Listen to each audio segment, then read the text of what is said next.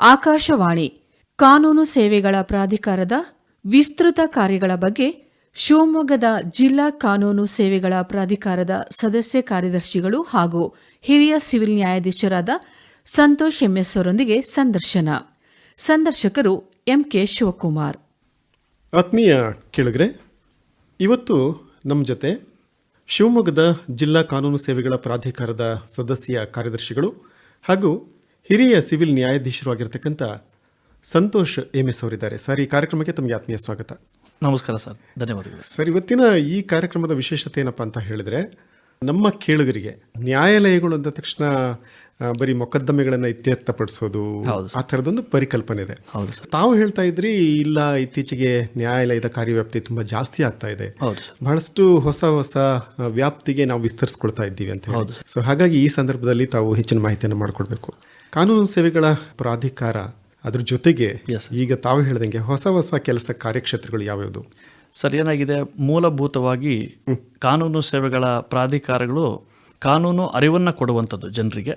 ಆಮೇಲೆ ಅವರಿಗೆ ನಾವು ಕಾನೂನು ನೆರವು ಬೇಕು, ಪ್ರಕರಣ ದಾಖಲಿಸಬೇಕು ಅಥವಾ ನಮ್ಮ ವಿರುದ್ಧ ಪ್ರಕರಣ ದಾಖಲಾಗಿದೆ ಅಂತಂದರೆ ಕಾನೂನು ನೆರವನ್ನು ಕೊಡುವಂಥದ್ದು. ಮೂರನೇದ್ದು, ಪ್ರಕರಣ ದಾಖಲು ಮಾಡ್ಕೊಂಡಿದ್ದೀವಿ, ನಮಗೆ ರಾಜಿ ಸಂಧಾನಕ್ಕೆ ನಾವು ಯೋಚನೆ ಮಾಡ್ತಾ ಇದ್ದೀವಿ ಅಂದರೆ ಅವರಿಗೆ ಒಂದು ವೇದಿಕೆ ಲೋಕ ಅದಾಲತ್ ಮೂಲಕ ನಾವು ಮಾಡಿಕೊಡೋಂಥದ್ದು. ಹಾಗಾಗಿ ಕಾನೂನು ಅರಿವು, ಕಾನೂನು ನೆರವು ಮತ್ತು ಲೋಕ ಅದಾಲತ್ ಈ ಮೂರು ಪ್ರಕ್ರಿಯೆಯನ್ನು ನಾವು ಸಕ್ರಿಯವಾಗಿ 1987ರಿಂದಲೂ ಕೂಡ ನಾವು ಮಾಡಿಕೊಂಡು ಈ ಒಂದು ಕಾನೂನು ಸೇವೆಗಳ ಪ್ರಾಧಿಕಾರದ ಅಧಿನಿಯಮದಲ್ಲಿ ಮಾಡ್ತಾ ಬಂದಿದ್ದೀವಿ. ಈಗೇನಾಗಿದೆ ಬರ್ತಾ ಅಂತ ಹೇಳಿದರೆ, ಅನೇಕ ಒಂದು ಪ್ರಸಂಗಗಳಲ್ಲಿ ನಾವು ನೋಡಿದಾಗ ಏನಾಗುತ್ತೆ ಅಂತ ಹೇಳಿದರೆ, ಜನರಿಗೆ, ನಮ್ಮಲ್ಲಿ ಪಕ್ಷಗಾರರಿಗೆ ಒಂದು ಏನು ಅಂತ ಹೇಳಿದರೆ, ತಮಗೆ ಬೇಕಾಗಿರುವಂತಹ ಒಂದು ಪರಿಹಾರವೇ ಬೇರೆ ಇರುತ್ತೆ, ಆದರೆ ಕಾನೂನಾತ್ಮಕವಾಗಿ ನ್ಯಾಯಾಲಯದ ಮುಂದೆ ಕೊಡುವಂತಹ ದಾವೆಯ ಸ್ವರೂಪವೇ ಬೇರೆ ಆಗಿರುತ್ತೆ, ಬೇರೆ ಬೇರೆ ಇರುತ್ತೆ. ಒಂದು ಉದಾಹರಣೆ ನಾನು ತಮಗೆ ಕೊಡಬೇಕು ಅಂತಂದಾದರೆ, ನಾನು ಒಂದು ತಾಲೂಕಿಗೆ ಹೋಗಿದ್ದೆ, ತಾಲೂಕು ಹೆಸರು ಹೇಳಲ್ಲ. ನಮ್ಮಲ್ಲಿ ಒಂದು ತಾವು ಹೇಳಿದಾಗೆ ಒಂದು ಪರಿಕಲ್ಪನೆ ಏನು ಅಂದರೆ, ನಾವು ನ್ಯಾಯಾಲಯಕ್ಕೆ ಮತ್ತು ಪೊಲೀಸ್ ಸ್ಟೇಷನ್ಗೆ ಹೋಗಬಾರ್ದು, ನಾವು ಹೋದರೆ ನಮ್ಮ ಘನತೆಗೆ ಇದು ವಿರುದ್ಧವಾಗುತ್ತೆ ಅನ್ನುವಂಥ ಒಂದು ದೊಡ್ಡ ತಪ್ಪು ಕಲ್ಪನೆ ಇದೆ. ಖಂಡಿತ ಸರ್, ಖಂಡಿತ. ನಾವು ನ್ಯಾಯಾಲಯಕ್ಕೆ ಆರೋಪಿ ಸ್ಥಾನದಲ್ಲಿ ಹೋಗಬಾರ್ದು, ನಾವು ಪೊಲೀಸ್ ಠಾಣೆಗೆ ಅಪರಾಧ ಮಾಡಿ ಹೋಗಬಾರ್ದು ಅನ್ನುವಂಥ ಕಲ್ಪನೆ ಇದ್ದರೆ ಮಾತ್ರ ಅದು ಸರಿಯಾದ ಒಂದು ಮಾಹಿತಿ. ನ್ಯಾಯಾಲಯಕ್ಕೆ ನಾವು ನೊಂದುಕೊಂಡ್ರೆ ನ್ಯಾಯಾಲಯಕ್ಕೆ ಹೋಗಬೇಕು, ನ್ಯಾಯವನ್ನು ನಾವು ಪಡ್ಕೊಳ್ಬೇಕು. ಅವರಿಗೆ ಸಹಾಯ ಮಾಡುವಂಥದ್ದು ನಮ್ಮ ಕಾನೂನು ಸೇವೆಗಳ ಪ್ರಾಧಿಕಾರ. ಸೊ ಈ ನಿಟ್ಟಿನಲ್ಲಿ ಒಂದು ತಾಲೂಕಿಗೆ ನಾನು ಹೋದಾಗ ಅಲ್ಲಿ ಒಂದು ಪಾಲು ವಿಭಾಗಕ್ಕೆ ಒಂದು ದಾವೆ ಹಾಕಿದ್ರು ಒಬ್ಬ ಮಹಿಳೆ. ಅವರು ಬೆಂಗಳೂರಿನ ನಿವಾಸಿಯಾಗಿದ್ದರು. ನಾನು ಈ ರೀತಿ ನಿಮ್ಮ ತಾಲೂಕಿಗೆ ಬರ್ತೀನಿ ಅಂತ ಅಲ್ಲಿರ್ತಕ್ಕಂಥ ಸ್ಥಳೀಯ ನ್ಯಾಯಾಧೀಶರಿಗೆ ಮಾಹಿತಿಯನ್ನು ಕೊಟ್ಟಿದ್ದೆ. ನಿಮ್ಮಲ್ಲಿರೋ ರಾಜಸಂಧಾನದ ಪ್ರಕರಣಗಳಿಗೆ ಪಕ್ಷಿಗಾರಿಗೆ ನೋಟಿಸ್ ಕೊಟ್ಟು ಅವತ್ತು ಬರ್ಲಿಕ್ಕೆ ಹೇಳಿ ಅಂತ ಕೂಡ ಹೇಳಿದ್ದೆ. ನೋಟಿಸ್ ಕೊಟ್ಟಿದ್ರು. ನಾನು ಹೋಗಿ ಆ ಪ್ರಕರಣ ತೆಗೆದು ನೋಡಿದಾಗ ಪಾಲು ವಿಭಾಗ ಪ್ರಕರಣ, ಅಲ್ಲಿ ಇಬ್ಬರು ಪಕ್ಷಗಾರ ಹತ್ರ ಮಾತಾಡ್ತಾ ಇದ್ದೆ. ಏನಮ್ಮ ನೀವೇನು ಹೇಳ್ತೀರಿ ಅಂತ ಕೇಳಿದೆ. ಅವ್ರು ರಾಜಿ ಮಾಡ್ಕೊಳ್ತೀವಿ ಸರ್ ಅಂತಂದ್ರು. ಅವ್ರ ತಾಯಿ ಮತ್ತೆ ತಮ್ಮ ಮತ್ತೆ ತಂಗಿ ಕೂಡ ಅವ್ರ ಮೇಲೆ ದಾವ ಹಾಕಿದ್ರು. ಈ ಬೆಂಗಳೂರಲ್ಲಿರ್ತಕ್ಕಂಥ ಸಂಬಂಧಿಕರು, ತಾಯಿ ತಮ್ಮ ತಂಗಿ ಮೇಲೆ ಅಕ್ಕ ಪ್ರಕರಣ ಹಾಕಿದ್ರು, ಪಾಲ್ ಬೇಕು ಅಂತ ಹೇಳಿ. ಮಾತಾಡ್ತಾ ಬಂದಂಗೆಲ್ಲ ಗೊತ್ತಾಯ್ತು. ಆ ಮಹಿಳೆ ಹೇಳಿದ್ರು, ಸರ್ ನನಗೆ 2 ಎಕರೆ ಬರಬೇಕಿದ್ರಲ್ಲಿ ಅಂತ ಹೇಳಿ. ನಾನು ಸರಿ 2 ಎಕರೆ ಕೊಟ್ಟರೆ ಮುಗೀತನಮ್ಮ ನಿಮ್ಮದು ಅಂದೆ. ಮುಗೀತು ಸರ್ ಅಂದರು. ಅವ್ರ ತಾಯಿ ಕೇಳಿದೆ, ನಿಮ್ಮ ಮಗಳು 2 ಎಕರೆ ಕೇಳ್ತಾ ಇದ್ದಾರೆ, ನೀವೇನು ಹೇಳ್ತೀರಿ ಅಂತ. ಆಯ್ತು ಸರ್ ತಗೊಳ್ಳಿ, ನನಗೇನು ಸಮಸ್ಯೆ ಇಲ್ಲ ಅಂತ ಹೇಳಿದರು. ನನಗೆ ತುಂಬ ಆಶ್ಚರ್ಯ ಆಗೋಯ್ತು. ಯಾಕೆಂದರೆ ಈ ಮಾತು ಆ ತಾಯಿ ಹೇಳಲಿಕ್ಕೆ 2 ಸೆಕೆಂಡು ಸಾಲಿಲ್ಲ, ಆದರೆ ಆ ಪ್ರಕರಣ ದಾಖಲಾಗಿ 2 ವರ್ಷ ಆಗಿತ್ತು. ನನಗೆ ಕೇಳಿ ಆಶ್ಚರ್ಯ ಆಗಿ, ಅಲ್ಲಮ್ಮ ನೀವು ಇಷ್ಟು ಮುಂಚೆನೇ ಮಾಡ್ಕೊಂಡು ರಾಜಿ ಆಗ್ಬೋದಾಗಿತ್ತಲ್ಲ ಅಂತಂದೆ. ಆಗ ಆ ತಾಯಿ ಹೇಳಿದ್ರು, ಸರ್ ಈ ವಿಷಯ ಇವರು 2 ಎಕರೆ ಬೇಕು ಅಂತ ಹೇಳಿ ಕೋರ್ಟಿಗೆ ಬಂದು ಕೇಳೋ ಬದಲಿ ಮನೆಗೆ ಬಂದು ಕೇಳಿದ್ರೆ ನಾನು ಕೊಟ್ಬಿಡ್ತಿದ್ನಲ್ಲ, ನ್ಯಾಯಾಲಯಕ್ಕೆ ಬರಬೇಕಿತ್ತ. ನನ್ನ ಗಂಡ ಕೋರ್ಟಿಗೆ ಹೋಗಿಲ್ಲ, ನನ್ನ ಗಂಡನ ತಂದೆ ಕೋರ್ಟಿಗೆ ಹೋಗಿಲ್ಲ, ನನ್ನ ಗಂಡನ ಸಹೋದರರು ಕೋರ್ಟಿಗೆ ಹೋಗಿಲ್ಲ, ನನ್ನ ಮಗಳು ಕೋರ್ಟಿಗೆ ಹೋಗಿ ನಮ್ಮ ಮರ್ಯಾದೆ ತೆಗೆದುಬಿಟ್ಲು ಅನ್ನುವಂಥ ಒಂದು ಮಾತು ಆ ಮಹಿಳೆ ಹೇಳಿದ್ಲು. ಇದು ಸಮಾಜದಲ್ಲಿ ಇರ್ತಕ್ಕಂಥ ಒಂದು ತಪ್ಪು ಕಲ್ಪನೆ. ಆಗ ನಾನೇನು ಮಾಡಿದೆ, ಸರಿ ಆಯ್ತು ಈಗ ನೀವು ರಾಜಿ ಮಾಡ್ಕೊಳ್ತೀರಾ ಅಂದೆ. ರಾಜಿ ಮಾಡ್ಕೊಳ್ತೀವಿ ಅಂತಂದ್ರು. ಅಷ್ಟರಲ್ಲಿ ಅವ್ರ ತಮ್ಮ ತಂಗಿ ಕೂತಿದ್ರು. ಏನ್ರಿ ನಿಮಗೇನು ಹೇಳಲಿಕ್ಕಿದೆಯಾ ಅಂದೆ. ಆಗ ಅವ್ರು ಹೇಳಿದ್ರು, ಸರ್ ಬೆಂಗಳೂರಲ್ಲಿ ಇರ್ತಕ್ಕಂಥ ಮಹಿಳೆ ನಮ್ಮ ತಾಲೂಕಲ್ಲಿ ಇರ್ತಕ್ಕಂಥ 2 ಎಕರೆ ತೊಗೊಂಡು ಜಮೀನು ವ್ಯವಸಾಯ ಮಾಡ್ಬೋದಾ ಅಂತ. ನೋಡಿ ರೈತರ ಕಾಳಜಿ, ವ್ಯವಸಾಯ ಮಾಡ್ಬೋದಾ ಅಂತ ಕೇಳಿದ್ರು. ನಾನು ಕರೆಕ್ಟ್ ಅಲ್ಲ ಅಂತ ಅವ್ರಿಗೆ ಕೇಳಿದೆ. ಏನಮ್ಮ ನೀವು ಹೆಂಗೆ ಮಾಡ್ತೀರಿ ಇದನ್ನ ಅಂತ ಆ ದಾವ ಆಗದಂಥ ಮಹಿಳೆಗೆ. ಸರ್ ನಾನು ಬೆಂಗಳೂರಲ್ಲಿ ಇರ್ತೀನಿ ನಿಜ, ಆದರೆ ಈ ಜಮೀನು ನಾನು ಮಾಡ್ಲಿಕ್ಕಾಗಲ್ಲ, ಮಾರಾಟ ಮಾಡ್ತೀನಿ ಅಂದರು. ಅಂದರೆ ಅವರ ಉದ್ದೇಶ ಇದ್ದಿದ್ದು ನನಗೆ ಹಣ ಬೇಕು ಅಂತ ಬಿಟ್ಟರೆ ತವ್ರ ಮನೆ ಆಸ್ತಿ ಬೇಕು ಅಂತ ಇರಲಿಲ್ಲ. ಬಹಳ ಸ್ಪಷ್ಟವಾಗಿ ಗುರುತಿಸಿದ್ರಿ ಸರ್ ತಾವು. ಅಲ್ಲಿ ಕೋರ್ಟಲ್ಲಿ 2 ಎಕರೆ ಜಮೀನು, ಆದರೆ ಇಲ್ಲಿ ಬೇಕಾಗಿರೋದು ಹಣ. ಹಾಗಾಗಿ ನಾನೇನು ಮಾಡಿದೆ, ಸರಿ ಆಯಿತು ನಿಮಗೆ ಹಣ ಬೇಕು ಅಂತಾರೆ, ಎಷ್ಟು ಬೇಕು ಅಂದೆ. ಯಾವ್ದಕ್ಕೆ ಬೇಕು ಅಂತ ಕೇಳಿದೆ. ಆಗ ಮಹಿಳೆ ಹೇಳಿದ್ಲು, ಇಲ್ಲ ನನ್ನ ಮಗ ಇಂಜಿನಿಯರಿಂಗ್ ಓದ್ತಾ ಇದ್ದಾನೆ, ಅವ್ನು ಸಹಾಯಕ್ಕೆ ಬೇಕು ಅಂತ ತವ್ರ ಮನೆಗೆ ಹೋಗಿದ್ದೆ, ನಾವು ಯಾವುದು ಸಹಾಯ ಮಾಡಲ್ಲ ಅಂತ ತಿರಸ್ಕಾರ ಮಾಡಿದ್ರು. ಸರಿ ಅಧಿಕಾರಬದ್ಧವಾಗಿ ನಾನು ಆಸ್ತಿ ಕೇಳೋಣ ಅಂತ ಬಂದೆ ಸರ್, ನನಗೆ ಹಣ ಕೊಟ್ಟರೆ ಸಾಕು ಅಂತ. ಜಮೀನು ಬೇಕು ಅಂತ ಹಾಕಿರೋ ದಾವೆಯಲ್ಲಿ ಹಣ ಕೊಟ್ಟರೆ ಸಾಕು ಅಂತ ಬಂತು. ಆಮೇಲೆ ನಾನು ಅವರ ತಮ್ಮನಿಗೆ ಕೇಳಿದೆ, ನೋಡಪ್ಪ ತವ್ರ ಮನೆ ಆಸ್ತಿ ಇದೆ, ಇದು ಯಾವತ್ತಿಗೂ ನಿಮ್ಮ ಆಸ್ತಿ ಇರ್ತದೆ, ತೊಂದರೆ ಇಲ್ಲ. ಮತ್ತೆ ಅಕ್ಕನಿಗೆ ಒಂದು ಅಕ್ಕರೆಯಿಂದ ಏನಾದರೂ ನೀನು ಕೊಡ್ಲಿಕ್ಕೆ ಮನಸ್ಸು ಮಾಡ್ತೀಯಾ ಅಂದ್ರೆ ಇಬ್ರು ಕೂತ್ಕೊಂಡು ಅಲ್ಲೇ ಆ ವೇದಿಕೆಯಲ್ಲೇ ಮಾತಾಡ್ಕೊಂಡ್ರೆ 5 ನಿಮಿಷ, ಸರ್ ನಾನು ನಮ್ಮ ಅಕ್ಕನ ಮಗನ ಏನೋ ವಿದ್ಯಾಭ್ಯಾಸದ ಖರ್ಚಿದೆ ಅದಕ್ಕೆ ಹಣ ಹೊಂದಿಸ್ತೀನಿ ಅಂದ್ರು. ಆ ಹೆಣ್ಮಗಳು ನನಗೆ 1 ಇಂಚು ಜಮೀನು ಬೇಡ ಸರ್, ನಾನು ನನ್ನ ತವ್ರ ಮನೆ ಬೇಕು ಅಂತ ಹೇಳಿ ರಾಜಿ ಮಾಡಿಕೊಂಡು ಅಲ್ಲೇ ಪ್ರಕರಣವನ್ನು ಇತ್ಯರ್ಥಪಡಿಸ್ಕೊಂಡು ಹೋದ್ರು. ಸೊ ಇದರಿಂದ ಒಂದು ಬಾಂಧವ್ಯನೂ ಕೂಡ ಉಳಿತು, ಸಂಬಂಧ ಉಳಿಯುತ್ತೆ. ಅದರಿಂದ ನಮ್ಮಲ್ಲಿ ಇನ್ನೊಂದು ನೋಡಿದ್ದು ಅಂತ ಆದ್ರೆ ಸಿವಿಲ್ ಸ್ವರೂಪದ ವಿವಾದದಲ್ಲಿ ಕ್ರಿಮಿನಲ್ ಪ್ರಕರಣ ದಾಖಲಾಗ್ಬಿಡ್ತದೆ. ಅವ್ರಿಗೆ ಅರೆಸ್ಟ್ ಮಾಡಿ ಜೈಲಿಗೆ ಹಾಕಿದ್ರೆ ಬುದ್ಧಿ ಬರುತ್ತೆ, ಅವ್ರು ಮೆತ್ತಗಾಗ್ತಾರೆ, ರಾಜಿಗೆ ಬರ್ತಾರೆ ಅನ್ನುವಂತ ಮನೋಭಾವದಲ್ಲಿ ಹಠಕ್ಕೆ ಬಿದ್ದು ಜಿದ್ದಿನಿಂದ ಸಿವಿಲ್ ಸ್ವರೂಪದ ಪ್ರಕರಣಗಳಲ್ಲಿ ಹೋಗಿ ಕ್ರಿಮಿನಲ್ ಕಂಪ್ಲೇಂಟ್ ಕೊಡೋದು, ಅಥವಾ ಜನರು ಹೊಡೆದಾಡ್ಕೊಂಡು ಸಿವಿಲ್ ದಾವೆ ಹಾಕೊಂಡು ಬಗೆಹರಿಸುವಂತ ಕೇಸಲ್ಲಿ ಹೊಡೆದಾಡ್ಕೊಂಡು ಇಬ್ಬರ ಮೇಲೂ ಕೇಸ್ಗಳಾದಂತ ಅನೇಕ ಘಟನೆಗಳು ನಮ್ಮಲ್ಲಿ ದಾಖಲಾಗಿದೆ. ಕೇಸು ಕೌಂಟರ್ ಕೇಸ್ ಆಗಿ ದಾಖಲಾಗುತ್ತೆ. ಹಾಗಾಗಿ ಜನರು ನ್ಯಾಯಾಲಯದಲ್ಲಿ ನೊಂದ ವ್ಯಕ್ತಿಯಾಗಿ ಬರಲಿಕ್ಕೆ ಹೆದರಬಾರದು, ನ್ಯಾಯವನ್ನ ಕೇಳಿ ಕಾನೂನಾತ್ಮಕವಾಗಿ ವಿವಾದವನ್ನ ಬಗೆಹರಿಸಿಕೊಳ್ಳಲಿಕ್ಕೆ ಹೆದರಬಾರದು. ಆ ರೀತಿ ಬಂದು ನಮ್ಮಲ್ಲಿರ್ತಕ್ಕಂಥ ಈ ಲೋಕ ಅದಾಲತ್ತು, ಮಧ್ಯಸ್ಥಿಕೆ, ಇಂಥ ವೇದಿಕೆಗಳನ್ನು ಸದ್ಬಳಕೆ ಮಾಡ್ಕೊಳ್ಬೇಕು. ಈ ವ್ಯಾಪ್ತಿಯಲ್ಲಿ ನಮ್ಮಲ್ಲಿ ಬಹಳಷ್ಟು ಕೆಲಸಗಳು ಈಗ ಆಗ್ತಾ ಇದ್ದಾವೆ. ಒಂದು ಉದಾಹರಣೆ ಅಂದ್ರೆ ಮಧ್ಯಸ್ಥಿಕೆ ಅಂತ ನಾನೀಗ ಹೇಳಿದೆ ತಮಗೆ. ಈ ಮಧ್ಯಸ್ಥಿಕೆ ಅಂದ್ರೆ ಏನು ಅಂದ್ರೆ ನಮ್ಮಲ್ಲಿ ನುರಿತ ಮಧ್ಯಸ್ಥಿಕೆದಾರರಿದ್ದಾರೆ, ಅವರು ವಕೀಲರೇ. ಆದರೆ ನ್ಯಾಯಾಲಯದಲ್ಲಿ ವಿಚಾರಣೆಗೆ ಬಾಕಿ ಇರುವಂತಹ ಪ್ರಕರಣಗಳನ್ನ ಒಮ್ಮೆ ನ್ಯಾಯಾಲಯ ಇವರಿಗೆ ವಹಿಸಿದ ಮೇಲೆ ಅವರು ಇಲ್ಲಿ ಮಧ್ಯಸ್ಥಿಕೆದಾರರಾಗಿ ಮುಂದುವರಿತಾರೆ ಬಿಟ್ರೆ ವಕೀಲರಾಗಿ ಅಲ್ಲಿ ಯೋಚನೆ ಮಾಡಲ್ಲ. ಅಂದ್ರೆ ಇವ್ರ ಪರವಾಗಿ ವಾದ ಮಾಡಿದ್ರೆ ಹೇಗೆ, ಇವ್ರ ಪರವಾಗಿ ವಿವಾದ ಮಾಡಿದ್ರೆ ಹೇಗೆ ಅಂತ ಅವ್ರು ಯೋಚನೆ ಮಾಡಲ್ಲ. ಅವರಿಗೆ ನಾವು 40 ಗಂಟೆಗಳ ತರಬೇತಿಯನ್ನು ಕೊಟ್ಟಿರ್ತೀವಿ. ತರಬೇತಿ ಪಡೆದಂತಹ ನುರಿತ ಹಿರಿಯ ಮಧ್ಯಸ್ಥಿಕೆದಾರರು ಇವರು ನಮ್ಮ ಶಿವಮೊಗ್ಗ ಜಿಲ್ಲೆಯ ಎಲ್ಲಾ ತಾಲೂಕಿನಲ್ಲೂ ಇದ್ದಾರೆ, ನಮ್ಮ ಪ್ರಾಧಿಕಾರದಲ್ಲೂ ಇದ್ದಾರೆ. ಇವರಿಗೆ ನ್ಯಾಯಾಲಯದಿಂದ ಪ್ರಕರಣ ವಹಿಸಿದ ಕೂಡಲೇ ಉಭಯ ಪಕ್ಷಗಾರನ ಕರೆಸ್ಬಿಟ್ಟು ಆ ವ್ಯಾಜ್ಯದ ಸ್ವರೂಪಕ್ಕಿಂತಲೂ ವಿವಾದದ ಸ್ವರೂಪದ ಬಗ್ಗೆ ಅವರು ಯೋಚನೆ ಮಾಡಿ ಇಬ್ಬರಿಗೂ ಮಾತಾಡಿ ಒಂದು ಜಾಯಿಂಟ್ ಸೆಷನ್ ಮಾಡ್ತಾರೆ, ಇಬ್ಬರನ್ನು ಕೂಡಿಸಿ ಮಾತಾಡ್ತಾರೆ, ಆಮೇಲೆ ಸೆಪರೇಟ್ ಸೆಷನ್ ಮಾಡ್ತಾರೆ. ಅಂದ್ರೆ ಒಬ್ಬ ಪಕ್ಷನ ಹೊರಗೆ ಕಳಿಸ್ತಾರೆ, ಆಮೇಲೆ ಇವ್ರಿಗೆ ಮಾತಾಡಿ ಅವ್ರನ್ನ ಹೊರಗೆ ಕಳಿಸ್ತಾರೆ, ಒಬ್ರಿಗೆ ಮಾತಾಡ್ಕೊಂಡು ಏನು ವಿವಾದ ಇದೆ ತಿಳ್ಕೊಂಡು ಕೊನೆಗೆ ಒಂದು ಸೆಷನ್ ಮಾಡ್ತಾರೆ, ಕನ್ಕ್ಲೂಡಿಂಗ್ ಸೆಷನ್ ಮಾಡಿ ನಿಮ್ಮ ವಿವಾದ ಈ ರೀತಿ ಇದೆ, ನೀವು ಯಾವ ರೀತಿ ಬಗೆಹರಿಸ್ಕೊಳ್ತೀರಾ ಅಂತ ಹೇಳಿದಾಗ ಎಷ್ಟೋ ಜನ ಆ ರೀತಿ ವಿವಾದವನ್ನು ಬಗೆಹರಿಸ್ಕೊಂಡು ಸಂಧಾನ ಮಾಡ್ಕೊಂಡಿದ್ದಾರೆ. ಆ ಮಧ್ಯಸ್ಥಿಕೆ ವ್ಯವಸ್ಥೆ ಕೂಡ ನಮ್ಮಲ್ಲಿ ಇದೆ. ಈ ರೀತಿ ನಮ್ಮಲ್ಲಿ ಕಾರ್ಯವ್ಯಾಪ್ತಿ ಜಾಸ್ತಿ ಆಗ್ತಾ ಹೋಗ್ತಾ ಇದೆ.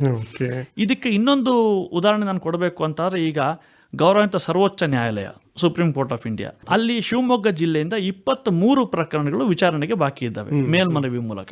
ಅದನ್ನ ಗೌರವಾನ್ವಿತ ಸರ್ವೋಚ್ಚ ನ್ಯಾಯಾಲಯ ಇದು ಶಿವಮೊಗ್ಗ ಜಿಲ್ಲೆದು ಅಂತ ಹೇಳಿ ಗುರುತಿಸಿ ನಮಗೆ ಮಾಹಿತಿಯನ್ನು ಕೊಟ್ಟಿದೆ, ಪಕ್ಷಗಾರರ ಬಗ್ಗೆ ಮಾಹಿತಿ ಕೊಟ್ಟಿದೆ. ನಾವು ಯಾವ ತಾಲೂಕಿಗೆ ಸಂಬಂಧಿಸಿದಂತ ಹೇಳಿ ನಮ್ಮ ಎಲ್ಲಾ ತಾಲೂಕುಗಳಿಗೂ ಮಾಹಿತಿಯನ್ನು ಕೊಟ್ಟಿದ್ದೀವಿ. ಇದಕ್ಕೆ ಸಮಾಧಾನ ಸಮಾರೋಹ ಅಂತ ಹೆಸರು. ಈ ಅಭಿಯಾನದಲ್ಲಿ ಏನ್ ಮಾಡ್ತಾ ಇದ್ದೀವಿ, ಈ 23 ಪ್ರಕರಣದಿರ್ತಕ್ಕಂಥ ಎಲ್ಲಾ ಪಕ್ಷಗಾರನ ಕರೆಸ್ಬಿಟ್ಟು ಅವ್ರನ್ನ ಕೂಡಿಸಿ ಮಾತನಾಡಿಸಿ ಅವ್ರ ವಿವಾದವನ್ನ ಬಗೆಹರಿಸ್ಕೊಳ್ಳಿಕ್ಕೆ ಅವರು ಇಚ್ಛೆ ಪಟ್ಟಲ್ಲಿ ಅವ್ರ ವಿವಾದವನ್ನ ಇಲ್ಲೇ ಶಿವಮೊಗ್ಗದಲ್ಲೇ ಅವ್ರು ಬಗೆಹರಿಸ್ಕೊಳ್ಳಿಕ್ಕೆ ಮತ್ತೆ ನವದೆಹಲಿಗೆ ಹೋಗುವಂತ ಅವಶ್ಯಕತೆ ಇಲ್ಲ, ಬೆಂಗಳೂರಿಗೆ ಹೋಗುವಂತ ಅವಶ್ಯಕತೆ ಇಲ್ಲ. ನಮ್ಮ ಜಿಲ್ಲಾ ಕಾನೂನು ಸೇವಾ ಪ್ರಾಧಿಕಾರಕ್ಕೆ ಬಂದು ಅಥವಾ ಸ್ಥಳೀಯ ತಾಲೂಕು ಕಾನೂನು ಸೇವಾ ಸಮಿತಿಗೆ ಹೋಗಿ ನಮ್ಮ ವ್ಯಾಜ್ಯ ಈ ರೀತಿ ಬಗೆಹರಿಸಿ ಅಂತ ಹೇಳಿ ಒಂದು ಒಪ್ಪಿಗೆ ಪತ್ರ ಮತ್ತು ಒಂದು ಒಪ್ಪಂದ ಪತ್ರ, ಕನ್ಸೆಂಟ್ ಫಾರ್ಮ್, ಅಗ್ರಿಮೆಂಟ್, ಇವೆರಡನ್ನು ಸಹಿ ಮಾಡಿಕೊಟ್ರೆ ನಾನು ಅದನ್ನ ಪರಿಶೀಲನೆ ಮಾಡಿಬಿಟ್ಟು ನನ್ನಿಂದ ನಮ್ಮ ಗೌರವಾನ್ವಿತ ಉಚ್ಚ ನ್ಯಾಯಾಲಯದ ಮೂಲಕ ಸರ್ವೋಚ್ಚ ನ್ಯಾಯಾಲಯಕ್ಕೆ ಕೊಟ್ಬಿಟ್ಟು ನಾವು ಆಗಸ್ಟ್ ತಿಂಗಳಲ್ಲಿ ಅದಕ್ಕೆ ಒಂದು ಕಾರ್ಯಕ್ರಮ ವಿಶೇಷವಾಗಿ ಮಾಡ್ತಾ ಇದ್ದೀವಿ. ಸರ್ವೋಚ್ಚ ನ್ಯಾಯಾಲಯದ ಗೌರವಾನ್ವಿತ ನ್ಯಾಯಮೂರ್ತಿಗಳು ವಿಶೇಷವಾದ ಪೀಠದಲ್ಲಿ ಕೂತ್ಕೊಂಡು ಆದಂತಹ ರಾಜಿಯ ಬಗ್ಗೆ ವಿಚಾರಣೆ ಮಾಡಿಬಿಟ್ಟು ಅಂತಿಮ ಆದೇಶವನ್ನ ರಾಜಿ ಒಪ್ಪಂದದ ಮೂಲಕ ಕೊಡ್ತಿದ್ದಾರೆ. ಅಂದ್ರೆ ಇದೆಲ್ಲ ಸಬ್ಜುಡೈಸ್ ಅಂತ ಹೇಳಿ ಮ್ಯಾಟರ್ ಸಬ್ಜುಡೀಸ್ ಅಂತ ಹೇಳಿದ್ರೆ ಎಲ್ಲಿ ಒಂದು ನ್ಯಾಯಾಲಯದ ಮುಂದೆ ಪ್ರಕರಣ ಬಾಕಿ ಇದೆಯೋ ಅದ್ರ ಬಗ್ಗೆ ಬೇರೆ ಯಾವುದೇ ಪ್ರಾಧಿಕಾರವಾಗ್ಲಿ ನ್ಯಾಯಾಲಯವಾಗ್ಲಿ ಅಥವಾ ಪ್ರಾಧಿಕಾರವಾಗ್ಲಿ ಅದ್ರ ಬಗ್ಗೆ ಯಾವುದೇ ರೀತಿ ಹಸ್ತಕ್ಷೇಪ ಮಾಡೋ ಹಾಗಿಲ್ಲ ಅಂತ ಹೇಳಿ. ನಮಗೂ ಈ ಸಮಾಧಾನ ಸಮಾರೋಹ ಅಭಿಯಾನ ಶುರು ಆಗದೆ ಇದ್ರೆ ಅವರು ನಾನು ಈ ಒಂದು ಅಭಿಯಾನದಲ್ಲಿ ಇರದೇ ಇರೋ ಪ್ರಕರಣದಲ್ಲಿ ನನಗೆ ಹಸ್ತಕ್ಷೇಪ ಮಾಡುವಂತ ಅಧಿಕಾರ ಇರಲಿಲ್ಲ. ಗೌರವಾನ್ವಿತ ಸರ್ವೋಚ್ಚ ನ್ಯಾಯಾಲಯವೇ ನೀವು ಪಕ್ಷಗಾರನ ಕರೆಸ್ಬಿಟ್ಟು ಮಾತಾಡಿ ಅಂತ ಹೇಳಿದ ಕಾರಣ ನಾವು ಈಗ ಅವ್ರನ್ನ ಕರೆಸ್ಬಿಟ್ಟು ಮಾತಾಡ್ಲಿಕ್ಕೆ ಎಲ್ಲಾ ಕ್ರಮವನ್ನು ವಹಿಸ್ತಾ ಇದ್ದೀವಿ. ಸರ್, ಇದರಿಂದ ಈ ಪಕ್ಷಗಾರರಿಗೆ ಯಾವ ರೀತಿ ಅನುಕೂಲ ಆಗಬಹುದು ಅಂತ ತಾವು ಹೇಳ್ತೀರಿ? ಸರ್, ಏನಾಗುತ್ತೆ, ಈಗ ನಾನು ಮಧ್ಯಸ್ಥಿಕೆ ಬಗ್ಗೆ ತಮಗೆ ಹೇಳಿದೆ, ಸಮಾಧಾನ ಸಮಾರೋಹ ಬಗ್ಗೆ ಹೇಳಿದೆ, ಅದೇ ರೀತಿ ನಮ್ಮಲ್ಲಿ ಲೋಕ ಅದಾಲತ್ ಕೂಡ ಇದ್ದಾವೆ. ಈ ಲೋಕ ಅದಾಲತ್ತು ಮತ್ತು ಇದಂತ ರಾಜಿ ಪ್ರಕ್ರಿಯೆ ಏನಿದ್ದಾವೆ ಇದರಲ್ಲಿ ಯಾರೇ ರಾಜಿ ಮಾಡಿಕೊಂಡ್ರು ಕೂಡ ಅವರು ಕಟ್ಟಿದಂತಹ ನ್ಯಾಯಾಲಯದ ಶುಲ್ಕ ಸಂಪೂರ್ಣವಾಗಿ ಅವರಿಗೆ ವಾಪಸ್ ಬಂದ್ಬಿಡುತ್ತೆ. ಹೌದು, ಅವರು ಎಷ್ಟೇ ಕಟ್ಟಿದ್ರು ಕೂಡ ಸಂಪೂರ್ಣವಾಗಿ ₹1 ಕಡಿತ ಆಗ್ಲಾರ್ದೆ ಸಂಪೂರ್ಣವಾಗಿ ಅವರಿಗೆ ವಾಪಸ್ ಬರುತ್ತೆ. ಎರಡನೇದ್ದು, ಇದರಿಂದ ಮೇಲ್ಮನವಿಗೆ ಅವಕಾಶ ಇಲ್ಲ. ನಾವು ಸಾಮಾನ್ಯವಾಗಿ ನೋಡ್ತೀವಿ, ಒಂದು ತೀರ್ಪು ಕೊಟ್ಟರು, ಆ ತೀರ್ಪಿನ ಮೇಲೆ ಮೇಲ್ಮನವಿಗೆ ಮತ್ತೆ ಕೊಟ್ವಿ, ಅಲ್ಲಿ ಒಂದು ತೀರ್ಪು ಬಂತು, ಆಮೇಲೆ ಗೌರವಾನ್ವಿತ ಉಚ್ಚ ನ್ಯಾಯಾಲಯಕ್ಕೆ ಹೋದ್ವಿ, ಅಲ್ಲಿಂದ ಸರ್ವೋಚ್ಚ ನ್ಯಾಯಾಲಯಕ್ಕೆ ಹೋದ್ವಿ ಅಂತ ಹೇಳಿ ಇಲ್ಲಿ ಸಮಯ ಮತ್ತೆ ಹಣ ಎರಡೂ ವ್ಯರ್ಥ ಆಗ್ತಾ ಇದೆ. ಎರಡೂ ವ್ಯರ್ಥ ಆಗೋದನ್ನ ಉಳಿಸ್ಕೊಂಡು ಅದಕ್ಕೆ ನಾವು ಒಂದೇ ಪದದಲ್ಲಿ ಹೇಳಬೇಕು ಅಂದ್ರೆ ನ್ಯಾಯ ನಿಮ್ಮದು, ನೆರವು ನಮ್ಮದು ಅಂತ. ಸರಿ ಸರ್. ಸರ್, ಈಗ ನಾವು ಲೋಕ ಅದಾಲತ್ ಬಗ್ಗೆ ಮಾತಾಡ್ತಾ ತಾವು ಹೇಳಿದ್ರಿ ಶಾಶ್ವತ ಲೋಕ ಅದಾಲತ್ ಕೂಡ ಇದೆ ಅಂತ ಹೇಳಿ. ಹೌದು. ಇದ್ರ ಬಗ್ಗೆ ಸ್ವಲ್ಪ ಬೆಳಕು ಚೆಲ್ಬಹುದಾ? ಸರ್, ಶಾಶ್ವತ ಲೋಕ ಅದಾಲತ್ತು ಕರ್ನಾಟಕ ರಾಜ್ಯದಲ್ಲಿ ಒಟ್ಟು 6 ಇದ್ದಾವೆ. ನಮ್ಮ ಶಿವಮೊಗ್ಗ ಜಿಲ್ಲೆ ಮಂಗಳೂರಿನ ಪರ್ಮನೆಂಟ್ ಕಾಯಂ ಲೋಕ ಅದಾಲತ್ ಅಂತ ಕರಿತೀವಿ, ಅದರ ವ್ಯಾಪ್ತಿಗೆ ಬರ್ತದೆ. ನಾನು ಸಾಮಾನ್ಯವಾಗಿ ರಾಷ್ಟ್ರೀಯ ಲೋಕ ಅದಾಲತ್ತು, ವಿಶೇಷ ಲೋಕ ಅದಾಲತ್ ಬಗ್ಗೆ ಮಾತಾಡಬೇಕಾದ್ರೆ ಈ ಒಂದು ಕಾಯಂ ಲೋಕ ಅದಾಲತ್ ಬಗ್ಗೆ ಮಾತಾಡಲಿಕ್ಕೆ ಹೋಗಲ್ಲ. ಕಾರಣ ಏನು ಅಂದರೆ, ನನ್ನ ಅಭಿಪ್ರಾಯದಲ್ಲಿ ವಿಶೇಷ ಲೋಕ ಅದಾಲತ್ ಒಂದು ವಿಶೇಷವಾದ ನ್ಯಾಯಾಲಯವೇ ಸರಿ.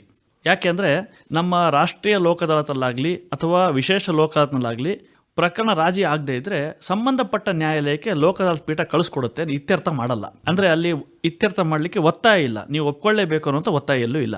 ಆದರೆ ಈ ವಿಶೇಷ ಲೋಕ ಅದಾಲತ್ನಲ್ಲಿ ಪ್ರಕ್ರಿಯೆ ಹೇಗಿದೆ ಅಂದರೆ, ಮೊದಲು ಅವರು ರಾಜಿ ಸಂಧಾನಕ್ಕೆ ನೋಟಿಸ್ ಕಳಿಸ್ತಾರೆ. ಎಂಥ ಪ್ರಕರಣಗಳಲ್ಲಿ ಅಂತಂದರೆ ಸಾರಿಗೆ ವ್ಯವಸ್ಥೆ, ನೈರ್ಮಲ್ಯ, ಕುಡಿಯುವ ನೀರು, ಶಿಕ್ಷಣ, ಆಸ್ಪತ್ರೆ, ಅಂಚೆ ಮತ್ತು ಬ್ಯಾಂಕಿಂಗ್ ಸಂಬಂಧಪಟ್ಟ ಹಾಗೆ ಇವನ್ನ ಸಾರ್ವಜನಿಕ ಉಪಯುಕ್ತ ಸೇವೆಗಳು ಅಂತ, ಪಬ್ಲಿಕ್ ಯುಟಿಲಿಟಿ ಸರ್ವಿಸಸ್ ಅಂತ ಕರಿತೀವಿ. ಇದಕ್ಕೋಸ್ಕರನೇ ಇಂಥ ವಿಶೇಷವಾದಂಥ ಸಂಸ್ಥೆಗಳಿಗೋಸ್ಕರನೇ ಅದಕ್ಕಿರ್ತಕ್ಕಂಥ ಪ್ರಕರಣಗಳಿಗೋಸ್ಕರನೇ ಈ ಕಾಯಂ ಲೋಕ ಅದಾಲತ್ನ ಸ್ಥಾಪನೆ ಮಾಡಿದ್ದಾರೆ. ಹಾಗಾಗಿ ಅಲ್ಲಿ ಜನರು ಅಂಥ ಸಂಸ್ಥೆಗಳ ವಿರುದ್ಧ ಆಗ್ಬೋದು ಅಥವಾ ಸಂಸ್ಥೆಗಳು ಜನರ ವಿರುದ್ಧ ಆಗ್ಬೋದು ಪ್ರಕರಣ ದಾಖಲಿಸಲಿಕ್ಕೆ ಅವಕಾಶ ಇದೆ. ಉದಾಹರಣೆ ಅಂದರೆ, ಬ್ಯಾಂಕ್ನಲ್ಲಿ ಸಾಲ ತಗೊಂಡಿದ್ದಾರೆ, ಸಾಲ ವಾಪಸ್ ಕೊಟ್ಟಿಲ್ಲ ಸಾಲ ಪಡ್ಕೊಂಡವರು, ಸಾಲಗಾರರ ವಿರುದ್ಧ ಬ್ಯಾಂಕ್ನವರು ಕಾಯಂ ಲೋಕ್ ಅದಾಲತ್ನಲ್ಲಿ ಒಂದು ಪ್ರಕರಣ ದಾಖಲಿಸಬಹುದು. ದಾಖಲಾದಾಗ ಮೊದಲು ಕಾಯಂ ಲೋಕ್ ಅದಾಲತ್ ನೋಟಿಸ್ ಅನ್ನು ಕೊಡುತ್ತೆ, ರಾಜಿಗೆ ಬನ್ನಿ ಅಂತ ಹೇಳಿ. ನೋಟಿಸ್ ಪಡ್ಕೊಂಡ ವ್ಯಕ್ತಿ ಹೋಗದೇ ಇದ್ರೆ ಅಥವಾ ಹೋಗಿ ರಾಜಿ ಆಗದೇ ಇದ್ರೆ ಅಲ್ಲಿಗೆ ಆ ಪ್ರಕರಣವನ್ನ ರದ್ದು ಮಾಡಲ್ಲ, ವಿಚಾರಣೆಗೆ ಕೈಗೊಳ್ಳುತ್ತೆ. ಮತ್ತೊಮ್ಮೆ ನೋಟಿಸ್ ಕಳಿಸ್ಬಿಟ್ಟು ಈ ಪ್ರಕರಣ ನಾವು ವಿಚಾರಣೆ ಮಾಡ್ತಾ ಇದ್ದೀವಿ, ಭಾಗವಹಿಸಬಹುದು ಅಂತ ನೋಟಿಸ್ ಕೊಡ್ತದೆ. ಅದನ್ನ ಪಡ್ಕೊಂಡಂತ ವ್ಯಕ್ತಿ ಬಂದ್ರೆ ವಿಚಾರಣೆಯಲ್ಲಿ ಭಾಗವಹಿಸಬಹುದು, ಇಲ್ಲದೆ ಹೋದ್ರೆ ಕಾಯಂ ಲೋಕ ಅದಾಲತ್ ಪೀಠ ವಿಶೇಷ ನ್ಯಾಯಾಲಯವಾಗಿ ಆ ಒಂದು ಅರ್ಜಿಯನ್ನ ತೀರ್ಮಾನ ಮಾಡುತ್ತೆ. ಸಾಕ್ಷಿಯನ್ನ ದಾಖಲಿಸ್ಕೊಂಡು ವಿಚಾರಣೆಯನ್ನ ಮಾಡಿಕೊಂಡು ದಾಖಲೆಗಳನ್ನ ಪಡ್ಕೊಂಡು ನಾವು ಯಾವ ರೀತಿ ನ್ಯಾಯಾಲಯಗಳಲ್ಲಿ ತೀರ್ಪು ಕೊಡ್ತೀವೋ ಅದೇ ರೀತಿ ಈ ಕಾಯಂ ಲೋಕ ಅದಾಲತ್ ತೀರ್ಮಾನ ಮಾಡಿ ತೀರ್ಪನ್ನ ಕೊಡುತ್ತೆ. ಅದು ನಾವು ಐ ತೀರ್ಪು ಅಂತೀವಿ, ಅವಾರ್ಡ್ ಅಂತ ಕರಿತೀವಿ. ಸಿವಿಲ್ ಕೋರ್ಟ್ ಕೊಡುವಂತಹ ಡಿಕ್ರಿಗೆ ಈ ಐ ತೀರ್ಪು ಸಮನಾದಂತಹದ್ದು. ಸಿವಿಲ್ ನ್ಯಾಯಾಲಯದಲ್ಲಿ ಜಾರಿ ಮಾಡ್ಲಿಕ್ಕೆ ಕೂಡ ಅವಕಾಶ ಕಾನೂನಲ್ಲಿ ಇದೆ. ಇದು ಕಾಯಂ ಲೋಕ ಅದಾಲತ್ನ ವ್ಯಾಪ್ತಿಯ ಒಂದು ವಿಷಯ ಸರ್. ಮತ್ತೆ ತಾವು ಮಾತಾಡ್ತಾ ಹೇಳಿದ್ರಿ ಚುರುಕು ಮುಟ್ಟಿಸುವಂತ ಕೆಲಸ ಈ ಪ್ರಾಧಿಕಾರದ ವ್ಯಾಪ್ತಿಗೆ ಬರುತ್ತೆ ಅಂತ ತಾವು ಹೇಳ್ತಾ ಇದ್ರಿ. ಈ ನಿಟ್ಟಿನಲ್ಲಿ ನಾವು ಯೋಚನೆ ಮಾಡೋದಾದ್ರೆ ಯಾವ ರೀತಿ ಕೆಲಸ ಕಾರ್ಯಗಳನ್ನು ನಾವು ನಿರೀಕ್ಷೆ ಮಾಡಬಹುದು? ಸರ್, ಏನಾಗಿದೆ, ಸಾಮಾನ್ಯವಾಗಿ ಸಾರ್ವಜನಿಕ ಒಂದು ಕಚೇರಿಗಳಾಗಿರ್ಬೋದು, ಸಾರ್ವಜನಿಕ ಸಂಸ್ಥೆಗಳಾಗಿರ್ಬೋದು, ಅಥವಾ ಒಂದು ಇಲಾಖೆಯಿಂದ ಇರ್ತಕ್ಕಂಥ ಸವಲತ್ತು ಕೊಡುವಂತಹ ಒಂದು ಕೇಂದ್ರಗಳಾಗಿರ್ಬೋದು, ಅಂತಲ್ಲಿ ನಾವು ಆಗಾಗ ಪರಿವೀಕ್ಷಣೆ ಮಾಡ್ತಾ ಇದ್ರೆ ಅಲ್ಲಿ ಇರ್ತಕ್ಕಂಥ ಚಟುವಟಿಕೆಯಲ್ಲಿ ಇನ್ನೂ ಚೆನ್ನಾಗಿ ಸೇವೆಯನ್ನು ಸಲ್ಲಿಸುವಂತ ಅವಕಾಶ ಇರುತ್ತೆ. ಉದಾಹರಣೆಗೆ ಹೇಳಬೇಕು ಅಂತಂದಾದ್ರೆ, ನಮ್ಮ ಜಿಲ್ಲೆಯಲ್ಲಿ ಅಂಗನವಾಡಿಗಳು, ತಾವು ಗ್ರಾಮೀಣ ಭಾಗದಲ್ಲಿ ಅಂಗನವಾಡಿಗಳನ್ನ ಹೋಗಿ ನೋಡಿದ್ರೆ ತುಂಬಾ ಸುಸಜ್ಜಿತವಾದಂಥ ಕಟ್ಟಡದಲ್ಲಿ, ತುಂಬಾ ಒಳ್ಳೆಯ ವಾತಾವರಣದಲ್ಲಿ, ಮಕ್ಕಳಿಗೆ ಆಟ ಆಡುವಂಥ ಮೈದಾನವನ್ನು ಒಳಗೊಂಡಂತೆ ಆರೋಗ್ಯಕರವಾದಂಥ ಆಹಾರವನ್ನು ಕೊಟ್ಟು, ಪೌಷ್ಟಿಕಾಂಶಯುಕ್ತ ಒಂದು ಆಹಾರ ಕೊಟ್ಟು ಬೆಳವಣಿಗೆಯನ್ನ ಕೊಡ್ತಾ ಇದ್ದಾರೆ. ನೀವು ಈ ಒಂದು ಅರ್ಬನ್ ಏರಿಯಾ ಅಂದ್ರೆ ನಗರ ಪ್ರದೇಶಗಳಿಗೆ ತಾವು ಬಂದ್ರೆ ಅಂಗನವಾಡಿಗಳನ್ನ ಬಾಡಿಗೆ ಕಟ್ಟಡದಲ್ಲಿ ಎಲ್ಲೋ ಒಂದು ಸೆಲ್ಲಾರ್ನಲ್ಲಿ ಈ ರೀತಿ ನಡೆಸುವಂತ ಒಂದು ಪ್ರಸಂಗಗಳು ಕೂಡ ಕಂಡು ಬರುತ್ತೆ. ಅಂತಲ್ಲಿ ನಾವು ತಪಾಸಣೆ ಮಾಡಿದಾಗ ಅಲ್ಲಿ ಇರ್ತಕ್ಕಂಥ ಒಂದು ವ್ಯವಸ್ಥೆಯನ್ನು ಕಂಡು ಬಂದಾಗ ಅಲ್ಲಿ ನಾವು ನ್ಯೂನತೆಯನ್ನು ಕಂಡು ಬಂದು ಸಂಬಂಧಪಟ್ಟ ಇಲಾಖೆಗೆ ಹೇಳ್ತೀವಿ, ನೀವು ಕ್ರಮವನ್ನು ವಹಿಸಬೇಕು ಅಂತ. ಈ ಕಾರ್ಯ ಕೂಡ ನಮ್ಮ ವ್ಯಾಪ್ತಿಗೆ ಬರ್ತಾ ಇದೆ, ಕಾನೂನು ಸೇವೆಗಳ ಪ್ರಾಧಿಕಾರದ ವ್ಯಾಪ್ತಿಗೆ ಬರ್ತಾ ಇದೆ. ಇದು ಅಂಗನವಾಡಿ ಒಂದು. ಎರಡನೇದ್ದು ಜೈಲುಗಳು, ಕೇಂದ್ರ ಕಾರಾಗೃಹ. ಅಲ್ಲಿ ಕೂಡ ನಾವು ಪರಿವೀಕ್ಷಣೆಗೆ ಹೋಗ್ತಾ ಇರ್ತೀವಿ. ಅಲ್ಲಿ ಏನು ವ್ಯವಸ್ಥೆ ಇದೆ, ಅಲ್ಲಿ ಏನು ತೊಂದರೆ ಆಗ್ತಾ ಇದೆ, ಅಲ್ಲಿ ಏನು ಇನ್ನೂ ಹೆಚ್ಚಿನ ಕೆಲಸ ಮಾಡಬಹುದು ಅನ್ನುವಂಥ ಪರಿವೀಕ್ಷಣೆ ಮಾಡಿ ಸಂಬಂಧಪಟ್ಟ ಅಧಿಕಾರಿಗಳಿಗೆ ಇರ್ತಕ್ಕಂಥ ಕ್ರಮವನ್ನು ಯಾವ ರೀತಿ ಮಾಡಬೇಕು ಅಂತ ಕೊಡೋರಿಗೆ ನಾವು ಸೂಚನೆ ಸಲಹೆಯನ್ನು ಕೊಡ್ತಾ ಇದ್ದೀವಿ. ಅಲ್ಲದೆ ಪೊಲೀಸ್ ಠಾಣೆಗಳು, ನಮ್ಮ ಶಿವಮೊಗ್ಗ ನಗರದಲ್ಲೇ ನಾವು 4 ಪೊಲೀಸ್ ಠಾಣೆಗಳಿಗೆ ಪ್ಯಾರಾ ಲೀಗಲ್ ವಾಲಂಟಿಯರ್ಸ್ ಅಂತ ಹೇಳಿ, ಅರೆಕಾಲಿಕ ಸ್ವಯಂ ಸೇವಕರು ಅಂತ ಹೇಳಿ ಅವ್ರನ್ನ ನಿಯೋಜನೆ ಮಾಡಿದ್ದೀವಿ. ವಾರಕ್ಕೆ ಒಮ್ಮೆ ಅಂದ್ರೆ ಬುಧವಾರದ ದಿವಸ ಈ ನಮ್ಮ PLBಗಳು 4 ಸ್ಟೇಷನ್ಗಳು, ತುಂಗಾನಗರ ಪೊಲೀಸ್ ಠಾಣೆ, ದೊಡ್ಡಪೇಟೆ ಪೊಲೀಸ್ ಠಾಣೆ, ರೂರಲ್ ಪೊಲೀಸ್ ಠಾಣೆ ಮತ್ತು ಮಹಿಳಾ ಪೊಲೀಸ್ ಠಾಣೆ, ಎಲ್ಲಿ ಹೆಚ್ಚಿನ ಸಂಖ್ಯೆಯಲ್ಲಿ ಜನರು ಬರ್ತಾರೋ ಅಲ್ಲಿಗೆ ಪ್ರತಿ ಬುಧವಾರ ಹೋಗ್ಬಿಟ್ಟು ಬೆಳಗ್ಗೆ 10ರಿಂದ ಸಾಯಂಕಾಲ 6 ಗಂಟೆವರೆಗೂ ಕೂತ್ಕೊಂಡು ಬಂದಂತಹ ವ್ಯಕ್ತಿಗಳಿಗೆ, ಅಂದ್ರೆ ನೊಂದುಕೊಂಡು ಬಂದಂತಹ ವ್ಯಕ್ತಿಗಳಿಗೆ ಕಾನೂನು ಬಗ್ಗೆ ಅವರಿಗೆ ಅರಿವನ್ನು ಕೊಟ್ಟು, ಕಾನೂನು ಸೇವೆಗಳ ಬಗ್ಗೆ ಅರಿವನ್ನು ಕೊಟ್ಟು ಈ ರೀತಿ ಕ್ರಮ ವಹಿಸಬಹುದು ಅಂತ ಹೇಳಲಿಕ್ಕೆ ಇದ್ದಾರೆ. ಸ್ಟೇಷನ್ ಅಲ್ಲಿ ಕೂಡ ನಾವಿದ್ದೇವೆ, ಅಂಗನವಾಡಿಯಲ್ಲಿ ಕೂಡ ನಾವಿದ್ದೇವೆ, ಜೈಲಿನಲ್ಲಿ ಕೂಡ ನಾವು ಸೇವೆಯನ್ನು ಕೊಡ್ತಾ ಇದ್ದೀವಿ. ಸರ್ಕಾರಿ ಆಸ್ಪತ್ರೆ ಅಲ್ಲಿ ವ್ಯವಸ್ಥೆ ಹೇಗೆ ನಡೀತಾ ಇದೆ, ಹಿರಿಯ ನಾಗರಿಕರಿಗೆ ಟ್ರೀಟ್ಮೆಂಟ್ ಯಾವ ರೀತಿ ನಡೀತಾ ಇದೆ. ಇತ್ತೀಚೆಗೆ ನಮ್ಮ ಗೌರವಾನ್ವಿತ ನಿವೃತ್ತ ನ್ಯಾಯಮೂರ್ತಿಗಳಾದ ಆರ್ ಗುರುರಾಜನ್ ಸಾಹೇಬರು ನಮ್ಮ ಮೆಗಾನ್ ಆಸ್ಪತ್ರೆಗೆ ಪರಿವೀಕ್ಷಣೆಗೆ ಬಂದಿದ್ರು. ಬಂದು ಅಲ್ಲಿರ್ತಕ್ಕಂಥ ಊಟದ ವ್ಯವಸ್ಥೆ ಬಗ್ಗೆ ನೋಡಿದ್ರು, ಸ್ವಚ್ಛತೆ ಬಗ್ಗೆ ನೋಡಿದ್ರು, ಅವರನ್ನು ಹೇಳಿದ್ರು ಇಲ್ಲಿ ತುಂಬ ಚೆನ್ನಾಗಿ ಸ್ವಚ್ಛವಾಗಿದೆ, ಆಹಾರ ಪೌಷ್ಟಿಕವಾಗಿ ಕೊಡ್ತಾ ಇದ್ದಾರೆ, ಮತ್ತೆ ಅಲ್ಲಿರ್ತಕ್ಕಂಥ ಒಂದು ಹಿರಿಯ ನಾಗರಿಕರಿಗೆ ಕೊಡುವಂಥ ಸೌಲಭ್ಯಗಳ ಬಗ್ಗೆ ಫಲಕಗಳನ್ನು ಕೂಡ ಹಾಕಿ ಅಂತ ಹೇಳಿ ಸೂಚನೆ ಕೊಟ್ಟರು. ಆಮೇಲೆ ಹಾಸ್ಟೆಲ್ಗಳಿದ್ದಾವೆ, ಮೊರಾರ್ಜಿ ದೇಸಾಯಿ ಹಾಸ್ಟೆಲ್ ಇರ್ಬೋದು ಅಥವಾ ಇನ್ನಿತರೆ ಸೋಷಿಯಲ್ ವೆಲ್ಫೇರ್ ಡಿಪಾರ್ಟ್ಮೆಂಟ್ ಹಾಸ್ಟೆಲ್ ಇರ್ಬೋದು, ಅಲ್ಲಿ ಕೂಡ ನಾವು ತಪಾಸಣೆಗೆ ಹೋಗ್ತಾ ಇದ್ದೀವಿ. ಈ ರೀತಿ ಎಲ್ಲೂ ಸ್ಟೇಷನ್ನಲ್ಲಿ, ಹಾಸ್ಟೆಲ್ನಲ್ಲಿ, ಕಾಲೇಜು, ಸ್ಕೂಲು ಇಲ್ಲೆಲ್ಲ ಕಲ್ಲಿ ಕೂಡ ನಾವು ಕಾನೂನು ಸೇವೆಗಳು ವ್ಯಾಪಿಸಿದ್ದಾವೆ. ಇನ್ನು ಇತ್ತೀಚೆಗೆ ಗಮನಿಸೋದಾದ್ರೆ ನಮ್ಮ ಪರಿಸರ ತುಂಬಾ ಹಾಳಾಗ್ತಾ ಇದೆ ಸರ್. ಹೌದು ಸರ್. ನಮ್ಮ ಪ್ರಾಧಿಕಾರ ಈ ವಿಷಯದಲ್ಲಿ ಏನಾದರೂ ಸ್ವಲ್ಪ ಗಮನ ಹರಿಸಬಹುದಾ? ಹೌದು ಸರ್, ನಮ್ಮಲ್ಲಿ ಅಭಿಯಾನವೇ ಶುರುವಾಗಿದೆ. ಯಾವ ತರ? ಯಾಕೆ ಅಂತ ಹೇಳಿದ್ರೆ, ಈಗ ನಾನು ತಮಗಾಗಲೇ ಹೇಳಿದೆ, ನ್ಯಾಯಾಲಯ, ನ್ಯಾಯ ಮತ್ತು ಕಾನೂನು ಅಂದ್ಕೊಳ್ಳೆ ಹಕ್ಕುಗಳನ್ನ ಚಲಾಯಿಸುವ ಒಂದು ವೇದಿಕೆ ಅನ್ನುವಂಥ ಒಂದು ಸಾಮಾನ್ಯ ಪರಿಕಲ್ಪನೆ ಇದೆ. ಹಕ್ಕನ್ನ ಚಲಾಯಿಸಬೇಕು ಅಂತಾರೆ ಮೊದಲು ನಾವು ಆರೋಗ್ಯವಾಗಿ ಜೀವಂತವಾಗಿರಬೇಕು, ಜೀವಂತವಾಗಿರೋದಷ್ಟೆಲ್ಲ ಆರೋಗ್ಯವಾಗಿರಬೇಕು. ಹಾಗಾಗಿ ನಮ್ಮ ಆರೋಗ್ಯಕ್ಕೆ ಮೂಲಭೂತವಾಗಿ ಬೇಕಾಗಿರೋದು ಸ್ವಚ್ಛವಾದಂತಹ ಪರಿಸರ, ಚೆನ್ನಾಗಿ ಇರುವಂತಹ ಸ್ವಚ್ಛವಾದಂತಹ ಕುಡಿಯುವ ನೀರು, ಉಸಿರಾಡಲಿಕ್ಕೆ ಯಾವುದೇ ಕಲುಷಿತ ಇಲ್ಲದೆ ಇರುವಂತಹ ಒಂದು ಗಾಳಿ. ಇದಕ್ಕೆ ಮೂಲಭೂತವಾಗಿ ಬೇಕಾಗಿರೋದು ನಮಗೆ ಉತ್ತಮವಾದ ಕೆರೆಗಳು, ಬಲಿಷ್ಠವಾಗಿ ಚೆನ್ನಾಗಿ ಬೆಳೆದಿರುವಂಥ ಮರಗಳು. ಹಾಗಾಗಿ ನಾವೇನ್ ಮಾಡ್ತಾ ಇದ್ದೀವಿ, ನಮ್ಮ ಕರ್ನಾಟಕ ರಾಜ್ಯ ಕಾನೂನು ಸೇವೆಗಳ ಪ್ರಾಧಿಕಾರ ಸೂಚನೆ ಮೇರೆಗೆ ಅವರು ಧರೆ ಫೌಂಡೇಶನ್ ಅನ್ನುವಂಥ ಒಂದು NGO ಜೊತೆಗೆ ಒಂದು ಮೆಮೊರಾಂಡಮ್ ಆಫ್ ಅಂಡರ್ಸ್ಟ್ಯಾಂಡಿಂಗ್ ಮಾಡ್ಕೊಂಡಿದ್ದಾರೆ. ಅದರಲ್ಲಿ ನಮ್ಮ ಕರ್ನಾಟಕಾದ್ಯಂತ 5 ಕೋಟಿ ಸಸಿಗಳನ್ನ ನೆಡಬೇಕು, ಅವನ್ನ 5 ವರ್ಷಗಳ ಕಾಲ ಅದನ್ನ ಪೋಷಣೆ ಮಾಡಬೇಕು, ರಕ್ಷಣೆ ಮಾಡಬೇಕು ಮತ್ತು ಅದನ್ನ ಬೆಳೆಸಬೇಕು ಅಂತ ಹೇಳಿ. ಇದಕ್ಕೆ ನಾವು ಬರೇ ಕಾನೂನು ಸೇವೆಗಳ ಪ್ರಾಧಿಕಾರ ಮಾತ್ರ ಮಾಡ್ತಾ ಇಲ್ಲ, ಇದಕ್ಕೆ ನಾವು ಅನೇಕ ಇಲಾಖೆಗಳ ಸಹಕಾರವನ್ನು ಕೂಡ ಪಡ್ಕೊಂಡಿದ್ದೀವಿ. ಉದಾಹರಣೆಗೆ ಹೇಳಬೇಕು ಅಂದ್ರೆ ಜಿಲ್ಲಾಡಳಿತ, ಜಿಲ್ಲಾ ಪಂಚಾಯತ್, ಕಂದಾಯ ಇಲಾಖೆ, ಆಮೇಲೆ ಅರಣ್ಯ ಇಲಾಖೆ ಮತ್ತು ಮೈನರ್ ಇರಿಗೇಷನ್ ಡಿಪಾರ್ಟ್ಮೆಂಟ್, ಈ ರೀತಿ ಅನೇಕ ವ್ಯವಸ್ಥೆಗಳು ಮತ್ತು ಸಂಘ ಸಂಸ್ಥೆಗಳು, ಪರಿಸರಕ್ಕಾಗಿ ಹೋರಾಡುವಂಥ ಸಂಘ ಸಂಸ್ಥೆಗಳು ಮತ್ತು ಎನ್ವಿರಾನ್ಮೆಂಟಲ್ ಆಕ್ಟಿವಿಸ್ಟ್ ಅಂತ ನಾವೇನು ಕರಿತಾ ಇದ್ದೀವಿ, ಇವರೆಲ್ಲರ ಒಂದು ಸಹಯೋಗದಲ್ಲಿ. ಯಾಕಂದ್ರೆ ನಾವು ಈ ವರ್ಷ ನೆಟ್ಟಂತ ಗಿಡವನ್ನ ದಿನಾಲೂ ಹೋಗಿ ನೋಡ್ಲಿಕ್ಕೆ ಆಗಲ್ಲ, ಆದ್ರೆ ನೋಡಿದಂತ ಸಾರ್ವಜನಿಕರ ರಕ್ಷಣೆ ಮಾಡಬೇಕು ಅಂತ. ಹಾಗಾಗಿ ಸಾರ್ವಜನಿಕರ ಭಾಗಿತ್ವ ತುಂಬಾ ಮುಖ್ಯ. ಸಾರ್ವಜನಿಕರಲ್ಲಿ ಅದರ ಬಗ್ಗೆ ಜಾಗೃತಿ ಮೂಡುವಂಥದ್ದು ಬಹಳ ಮುಖ್ಯ. ನಾವು ಒಂದು ಸಸಿ ನೆಟ್ಟು ಅದ್ರ ಸುತ್ತ ನಾಳೆ ಯಾರಾದ್ರೂ ಬಂದು ಪ್ಲಾಸ್ಟಿಕ್ ಚೆಲ್ಲಿಬಿಟ್ರೆ ಆ ಸಸಿ ಬೆಳೆಯಲ್ಲ, ಅದು ಹಾಳಾಗ್ಬಿಡುತ್ತೆ, ಅದು ಬೆಳಿಬೇಕು. ಹಾಗಾಗಿ ಈ ನಿಟ್ಟಿನಲ್ಲಿಯೂ ಕೂಡ ನಾವು ಅಭಿಯಾನವನ್ನ ಮಾಡ್ತಾ ಇದ್ದೀವಿ. ಇದನ್ನ ನಾವು lake rejuvenation and plantation campaign ಅಂತ ಮಾಡ್ತಾ ಇದ್ದೀವಿ. ಅಂದ್ರೆ ಕೆರೆಗಳ ಪುನರುಜ್ಜೀವನ, ಕೆರೆಗಳಲ್ಲಿ ಹೂಳು ತುಂಬಿದ್ರೆ ತೆಗೆಸಬೇಕು, ಒತ್ತುವರಿಯಾಗಿರೋ ತೆರವು ಮಾಡಬೇಕು, ಕೆರೆಗಳಲ್ಲಿ ಮತ್ತೆ ನೀರು ಸಂಗ್ರಹವಾಗಿ ಅಂತರ್ಜಲ ಮಟ್ಟ ಜಾಸ್ತಿ ಆಗಬೇಕು. ಸಸಿ ನೆಟ್ಟದ್ದು ಗಿಡವಾಗಬೇಕು, ಗಿಡ ಮರವಾಗಬೇಕು. ನಾವು ಸುತ್ತಮುತ್ತ ನೋಡಿದ್ರೆ ಕಾಡು ನಮ್ಮಲ್ಲಿ ಸಂರಕ್ಷಣೆ ಆಗಬೇಕು ಅನ್ನೋ ನಿಟ್ಟಿನಲ್ಲಿ ನಾವು ಮಾಡುವಂತ ಒಂದು ವಿಶೇಷ ಅಭಿಯಾನ ಇದಾಗಿದೆ. ಇದು ಎಲ್ಲ ಇಲಾಖೆಗಳ ಸಹಕಾರದೊಂದಿಗೆ ನಾವು ಮಾಡ್ತಾ ಇದ್ದೀವಿ. ತುಂಬಾ ಖುಷಿ ಆಗುತ್ತೆ ಸರ್, ಒಳ್ಳೊಳ್ಳೆ ಕೆಲಸ ಹಮ್ಮಿಕೊಂಡಿದ್ದೀರಿ.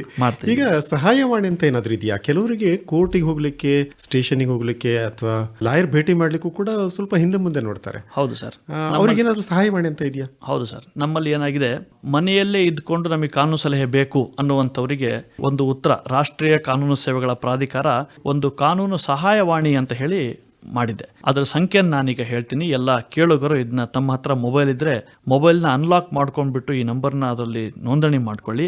ಸಂಖ್ಯೆ ಬಂದ್ಬಿಟ್ಟು 1510. ಇದು 5 ಸಂಖ್ಯೆ ಇರುವಂತಹ ಒಂದು ಸಂಖ್ಯೆ. ಮತ್ತೊಮ್ಮೆ ಹೇಳ್ತಾ ಇದ್ದೀನಿ, 1510.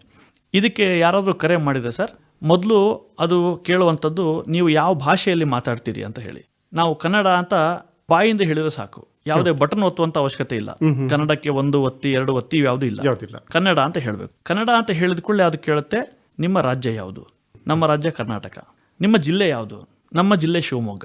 ಅದು ಕೇಳುವಂತ ಮುಖ್ಯವಾದ ಪ್ರಶ್ನೆ ಅಂದ್ರೆ, ನೀವು ಮಹಿಳೆಯರೊಂದಿಗೆ ಮಾತಾಡ್ತಿರೋ ಪುರುಷರೊಂದಿಗೆ ಮಾತಾಡ್ತಿರೋ ಅಂತ. ಯಾಕಂದ್ರೆ ಮಹಿಳೆಯರೊಂದಿಗೆ ಮಾತಾಡಿದಾಗ ಮನಸ್ಸು ಬಿಚ್ಚಿ ಮಾತಾಡ್ತಾರೆ, ಚೆನ್ನಾಗಿ ಮಾತಾಡಿ ಅವರ ಪರಿಹಾರವನ್ನು ಕಂಡುಕೊಳ್ತಾರೆ. ಅದೇ ರೀತಿ ಪುರುಷರು ಕೂಡ.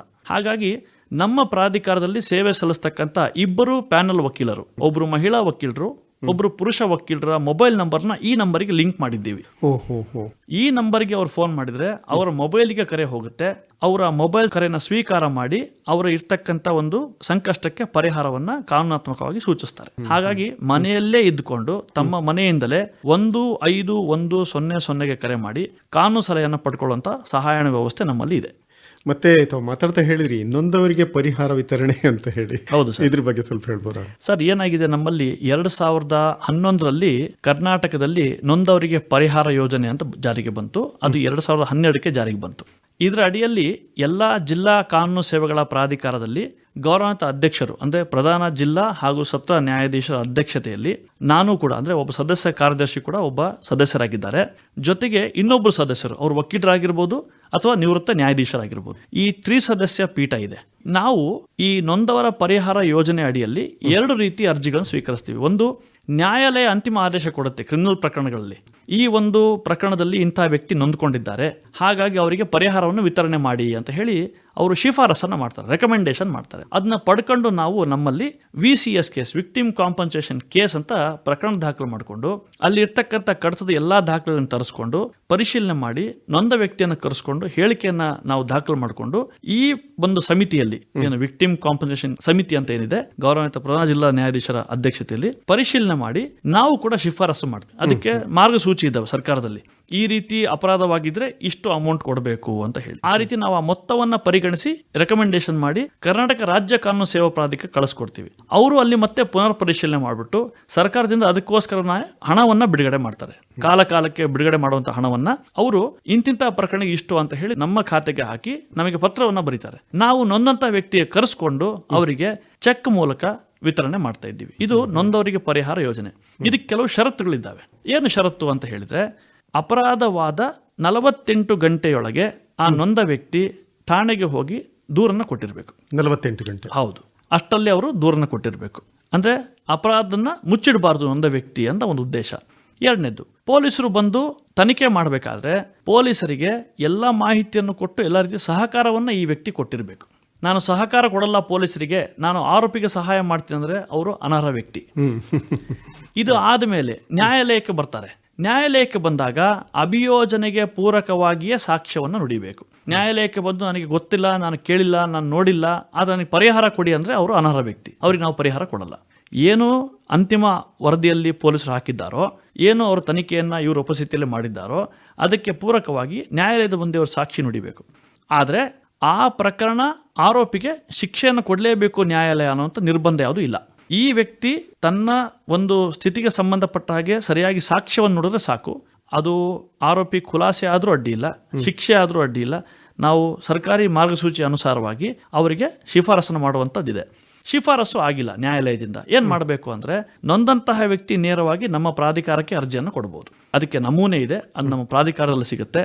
ಆ ನಮೂನೆಯನ್ನು ಪಡ್ಕೊಂಡು ಭರ್ತಿ ಮಾಡಿ ಇಂಥ ಕೇಸಲ್ಲಿ ನಾನು ನೊಂದ ವ್ಯಕ್ತಿ ಅಂತ ಕೊಟ್ಟರೆ ನಾವು ಆ ನ್ಯಾಯಾಲಯದಿಂದ ಕಡತವನ್ನು ತರಿಸ್ಕೊಂಡ್ಬಿಟ್ಟು ಅದರ ಪ್ರತಿಯನ್ನು ತರಿಸ್ಕೊಂಡ್ಬಿಟ್ಟು ಪರಿಶೀಲನೆ ಮಾಡಿ ಇದೇ ಪ್ರಕ್ರಿಯೆಯನ್ನು ಪಾಲನೆ ಮಾಡಿ ಮತ್ತೆ ನಮ್ಮ ಕರ್ನಾಟಕ ರಾಜ್ಯ ಕಾನೂನು ಸೇವಾ ಪ್ರಾಧಿಕಾರಕ್ಕೆ ಶಿಫಾರಸನ್ನು ಮಾಡಿ ಅವರಿಗೆ ಪರಿಹಾರನ ಕೊಡಿಸುವಂಥ ವ್ಯವಸ್ಥೆ ನಮ್ಮಲ್ಲಿ ಇದೆ. ಈ 2 ರೀತಿಯಾಗಿ ನೊಂದವರಿಗೆ ಪರಿಹಾರ ಯೋಜನೆಯಲ್ಲಿ ನಾವು ಕ್ರಮವನ್ನು ಕೈಗೊಳ್ತಾ ಇದ್ದೀವಿ. ಸರಿ ಸರ್.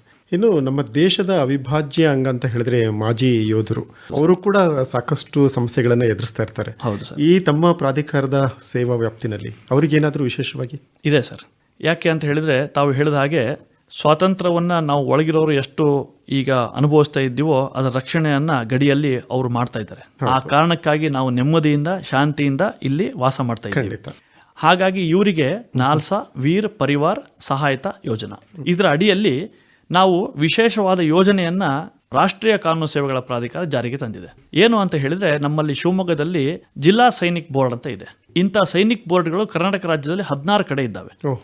ಈ ಜಿಲ್ಲಾ ಸೈನಿಕ್ ಬೋರ್ಡ್ ಸಂಪರ್ಕಕ್ಕೆ ಪ್ರತಿಯೊಬ್ಬ ಮಾಜಿ ಯೋಧ ಅಲ್ಲಿ ನೋಂದಾವಣೆ ಆಗಿರ್ತದೆ. ಅಂದ್ರೆ ಈ ಸೈನಿಕ್ ಬೋರ್ಡು 3-4 ಜಿಲ್ಲೆಗಳಿಗೆ ಇದ್ರೆ 3-4 ಜಿಲ್ಲೆಯಲ್ಲಿ ವಾಸ ಮಾಡ್ತಕ್ಕಂಥ ಎಲ್ಲಾ ಮಾಜಿ ಯೋಧರು ಇಲ್ಲಿ ನೋಂದಾವಣೆ ಮಾಡ್ಕೊಂಡಿರ್ತಾರೆ. ಅವರು ಈ ಒಂದು ಸೈನಿಕ್ ಬೋರ್ಡ್ನ ಸಂಪರ್ಕಕ್ಕೆ ಇದ್ದೇ ಇರ್ತಾರೆ. ಆ ಸೈನಿಕ್ ಬೋರ್ಡ್ನಲ್ಲೇ ನಾವು ಒಂದು ಲೀಗಲ್ ಸರ್ವಿಸಸ್ ಕ್ಲಿನಿಕ್ ಅಂತೇಳಿ ಕಾನೂನು ಸಲಹಾ ಕೇಂದ್ರವನ್ನು ಸ್ಥಾಪನೆ ಮಾಡಿದ್ದೀವಿ. ನನಗೆ ಇನ್ನೂ ತುಂಬ ಹೆಮ್ಮೆ ಆಗೋದೇನು ಅಂತ ಹೇಳಿದ್ರೆ, ಇಲ್ಲಿ ನಾವು ಸಾಮಾನ್ಯವಾಗಿ ವಕೀಲರ ನಿಯೋಜನೆ ಮಾಡಬೇಕು ಕಾನೂನು ಸಲಹೆ ಕೊಡಲಿಕ್ಕೆ ಅಂತ ಹೇಳಿ. ಆದರೆ ಶಿವಮೊಗ್ಗ ಜಿಲ್ಲೆಯಲ್ಲಿ ಸ್ಥಾಪನೆ ಮಾಡಿರುವಂತಹ ಕಾನೂನು ಸಲಹಾ ಕೇಂದ್ರದ ವೈಶಿಷ್ಟ್ಯ ಏನು ಅಂದರೆ, ನಮ್ಮಲ್ಲಿ ನಿಯೋಜನೆ ಆಗಿರುವಂಥ ವಕೀಲರು ಅವರು ಮಾಜಿ ಸೈನಿಕರೇ. ಅವರು ವಿಶೇಷ ಇದು. ಅವರು ಡಾಕ್ಟರ್ ನಟರಾಜ್ ಅಂತ ಹೇಳಿ, ಅವರು ಮಾಜಿ ಸೈನಿಕರು. ಅವರು ಅಲ್ಲಿ ನಿಯೋಜನೆಗೊಂಡಿದ್ದಾರೆ. ಅವರು ಅಲ್ಲಿ ಪ್ರತಿ ವಾರಕ್ಕೊಮ್ಮೆ ಭೇಟಿ ಕೊಡ್ತಾರೆ. ಅಲ್ಲಿ ಕೂತ್ಕೊಂಡು ಬಂದಂತಹ ಮಾಜಿ ಸೈನಿಕರಿಗೆ, ಅವರು ಕುಟುಂಬ ವರ್ಗದವರಿಗೆ, ಮಕ್ಕಳಿಗೆ, ಪೋಷಕರಿಗೆ ಕಾನೂನು ಸಲಹೆಯನ್ನು ಉಚಿತವಾಗಿ ಕೊಡ್ತಾರೆ. ಮತ್ತೆ ಈ ಮಹಿಳೆ, ಮಕ್ಕಳು ಮತ್ತೆ ಹಿರಿಯ ನಾಗರಿಕರು ಇವರೆಲ್ಲ ಏನಿದ್ದಾರೆ, ಇವರಿಗೆ ಉಚಿತ ಕಾನೂನು ಸೇವೆಯನ್ನು ಕೊಡಲಿಕ್ಕೆ ಅವರು ಅರ್ಹರು. ಕಾನೂನು ನೆರವನ್ನು ಕೊಡಲಿಕ್ಕೆ ಅವರೆಲ್ಲ ಅರ್ಹತೆ ಇದೆ. ಹಾಗಾಗಿ ಅಂಥವ್ರು ಏನಾದರೂ ಪ್ರಕರಣ ದಾಖಲಿಸಬೇಕು, ನಮಗೆ ಹಿಂಗೆ ತೊಂದರೆ ಆಗಿದೆ ಅಂತ ಹೇಳಿದ್ರೆ ಅವರಿಂದ ಅರ್ಜಿ ನಮಗೆ ಕಳಿಸ್ಕೊಡ್ತಾರೆ. ನಾವು ಅಂಥವ್ರಿಗೆ ಕಾನೂನು ನೆರವನ್ನು ಕೂಡ ಕೊಡ್ತೀವಿ. ಅಂದ್ರೆ ನ್ಯಾಯಾಲಯದಲ್ಲಿ ಯಾವುದೇ ಶುಲ್ಕವಿಲ್ಲದೆ ವಕೀಲರನ್ನ ಕೊಡ್ತೀವಿ. ಅವರು ಪ್ರಕರಣ ನಡೆಸ್ತಾರೆ. ಅಲ್ಲಿ ಪ್ರಕರಣಕ್ಕೆ ಬೇಕಾಗಿಲ್ಲ ಅಂತ ನಮಗೆ ಕಂಡು ಬಂದರೆ ನಿಶುಲ್ಕವಾಗಿ ಪ್ರಕರಣ, ಕೋರ್ಟ್ ಫೀಸ್ ಕೂಡ ಬೇಡ ಅಂತ ಹೇಳಿ ಆದೇಶವನ್ನು ಮಾಡಿಬಿಟ್ಟು ಅಂತಹ ಪ್ರಕರಣದಲ್ಲಿ ನಾವು ವಿಶೇಷವಾಗಿ ಆದೇಶವನ್ನು ಮಾಡಿ ಮಾಜಿ ಯೋಧರಿಗೆ ಈ ಒಂದು ಸೌಲಭ್ಯವನ್ನು ಕೊಡಿಸಲಿಕ್ಕೆ ಈ ಯೋಜನೆ ಅಡಿಯಲ್ಲಿ ನಾಲ್ಸಾ ವೀರ್ ಪರಿವಾರ್ ಸಹಾಯತಾ ಯೋಜನೆ ಅಡಿಯಲ್ಲಿ ವ್ಯವಸ್ಥೆ ಕಲ್ಪಿಸಲಾಗಿದೆ. ಆಯ್ತು ಸರ್, ನಾವೀಗ ಈ ಸಂದರ್ಶನ ಮುಗಿಸೋ ಹಂತಕ್ಕೆ ಬಂದಿದ್ದೀವಿ. ಈ ಸಂದರ್ಭದಲ್ಲಿ ಏನು ಕಿವಿ ಮಾತು ಹೇಳಲಿಕ್ಕೆ ಬಯಸ್ತೀರಿ ಅಂತ? ನಾನು ಜನರಿಗೆ ಹೇಳೋದು ಒಂದೇ ಸರ್, ಎಲ್ರಿಗೂ ಹೇಳೋದೇನು ಅಂತ ಹೇಳಿದ್ರೆ, ಸಾಮಾನ್ಯವಾಗಿರ್ತಕ್ಕಂಥ ತಪ್ಪು ಕಲ್ಪನೆ, ನಾವು ನ್ಯಾಯಾಲಯಕ್ಕೆ ಹೋಗಬಾರ್ದು ಅಂತ ಇದ್ದರೆ ಅದು ದಯಮಾಡಿ ತಪ್ಪು. ನ್ಯಾಯಾಲಯಕ್ಕೆ ಬನ್ನಿ, ನಿಮ್ಮ ಸಂಕಷ್ಟಗಳನ್ನು ಚರ್ಚೆ ಮಾಡಿ. ಮೊದಲನೇದ್ದು ವಕೀಲರ ಜೊತೆ ಚರ್ಚೆ ಮಾಡಿ, ಎರಡನೇದ್ದು ಎದುರುದಾರರು ಬಂದಾಗ ಅವ್ರ ಜೊತೆ ಕೂಡ ಚರ್ಚೆ ಮಾಡೋದು ತಪ್ಪಿಲ್ಲ. ನಮ್ಮಲ್ಲಿ ಬಹಳಷ್ಟು ಜನರು ಪಕ್ಷಗಾರರು ಮಾತಾಡದೇ ಇರೋದಕ್ಕೆ ಬಹಳ ವ್ಯಾಜ್ಯಗಳು ಕಾರಣ ಆಗಿದೆ. ಇಬ್ಬರು ಪಕ್ಷಗಾರರು ಮಾತಾಡಿಕೊಂಡ್ರೆ ಅವ್ರ ವಿವಾದ ಅವರೇ ಅರ್ಥ ಮಾಡ್ಕೊಳ್ತಾರೆ. ಒಂದು, ಆ ಪ್ರಕರಣದಲ್ಲಿ ಏನು ಪರಿಹಾರ ಸಿಗುತ್ತೆ ಅನ್ನುವಂಥದ್ದನ್ನು ಅರ್ಥ ಮಾಡಿಕೊಂಡು ಬರುವಂತಹ ತೀರ್ಪು ಏನು ಅಂತ ಕೂಡ ಅವರು ಯೋಚನೆ ಮಾಡಿಕೊಂಡು ಮುಂದಿನ ಕ್ರಮ ಕೈಗೊಳ್ಳಲಿಕ್ಕೆ ಅನುಕೂಲ ಆಗುತ್ತೆ. ಹಾಗಾಗಿ 15100 ಸಹಾಯವಾಣಿಯನ್ನು ಬಳಸ್ಕೋಬೇಕು, ಕಾನೂನು ಸಲಹೆಯನ್ನು ಪಡ್ಕೊಳ್ಬೇಕು. ಕಾನೂನು ಸಲಹಾ ಕೇಂದ್ರಗಳಿಗೆ ಹೋಗಿ ವಕೀಲರ ಭೇಟಿ ಮಾಡಿ ಉಚಿತ ಕಾನೂನು ಸಲಹೆಯನ್ನು ಪಡ್ಕೊಳ್ಳಿ. ಇಲ್ಲ ಅವರ ಸಂಪರ್ಕಕ್ಕೆ ಖಾಸಗಿ ವಕೀಲರಿದ್ರೆ ವಕೀಲರ ಜೊತೆಗೆ ತಮ್ಮ ಒಂದು ವಿವಾದವನ್ನು ಸಂಪೂರ್ಣವಾಗಿ ಚರ್ಚೆ ಮಾಡಿಕೊಂಡು ಹಾಕುವಂಥ ಪ್ರಕರಣದಲ್ಲಿ ಅವರಿಗೆ ಏನು ಪರಿಹಾರ ಸಿಗಬಹುದು ಅನ್ನುವಂಥ ಒಂದು ವಿಷಯವನ್ನು ತಿಳ್ಕೊಂಡು ನ್ಯಾಯಾಲಯಕ್ಕೆ ಹೋದಾಗ ಇವರು ಯಾವುದೇ ಹಠ, ಸಿಟ್ಟು ಮತ್ತು ಜಿದ್ದು ಮನಸ್ಸಲ್ಲಿ ಇಟ್ಕೊಳ್ದೆ ನಮಗೆ ಬರುವಂತಹ ನ್ಯಾಯ ನಾವು ನಿಗದಿಪಡಿಸುವಂಥ ಸಮಯದಲ್ಲಿ ಸಿಗಲಿ ಅನ್ನುವಂಥ ಮನೋಭಾವದಲ್ಲಿ ಹೋಗಿ ನಾವು ಮಾಡುವಂತಹ ಲೋಕ ಅದಾಲತ್, ಮಧ್ಯಸ್ಥಿಕೆ, ಇತರೆ ಒಂದು ಚಟುವಟಿಕೆಗಳಲ್ಲಿ ಅವರು ಭಾಗವಹಿಸಿ ಸಕ್ರಿಯವಾಗಿ ಅದರ ಲಾಭವನ್ನು ಪಡ್ಕೊಂಡು, ನಾನು ಮತ್ತೆ ಹೇಳ್ತಾ ಇದ್ದೀನಿ, ನ್ಯಾಯ ಅವರದು, ನೆರವು ನಮ್ಮದು. ಇಂಥ ಒಂದು ತತ್ವವಾಕ್ಯದಲ್ಲಿ ಅವರು ತಮ್ಮ ಪ್ರಕರಣವನ್ನು ಕಾನೂನಾತ್ಮಕವಾಗಿ ಸಮಂಜಸವಾಗಿ ಕಡಿಮೆ ಒಂದು ಸಮಯದಲ್ಲಿ ಯಾವುದೇ ಖರ್ಚಿಲ್ಲದೆ ಬಗೆಹರಿಸ್ಕೊಂಡು ಒಂದು ಶಾಂತಿ ಮತ್ತು ಸುವ್ಯವಸ್ಥೆಯಲ್ಲಿ ಅವರು ನಮಗೆ ಕೈ ಜೋಡಿಸಿ ಕಾನೂನು ಸೇವೆಗಳಿಗೆ ಅವರು ಭಾಗಿಯಾಗಬೇಕು ಅಂತ ನಾನು ಮನವಿ ಮಾಡ್ತಾ ಇದ್ದೀನಿ. ಆಯಿತು ಸಂತೋಷ್ MS ಅವರೇ, ತಾವು ಶಿವಮೊಗ್ಗದ ಜಿಲ್ಲಾ ಕಾನೂನು ಸೇವೆಗಳ ಪ್ರಾಧಿಕಾರದ ಸದಸ್ಯ ಕಾರ್ಯದರ್ಶಿಗಳು ಹಾಗೂ ಹಿರಿಯ ಸಿವಿಲ್ ನ್ಯಾಯಾಧೀಶರಾಗಿ ಕಾನೂನು ಸೇವೆಗಳ ಪ್ರಾಧಿಕಾರದ ವಿಸ್ತೃತ ಕಾರ್ಯಗಳ ಬಗ್ಗೆ ಸಾಕಷ್ಟು ಮಾಹಿತಿಯನ್ನು ಮಾಡಿಕೊಟ್ರಿ.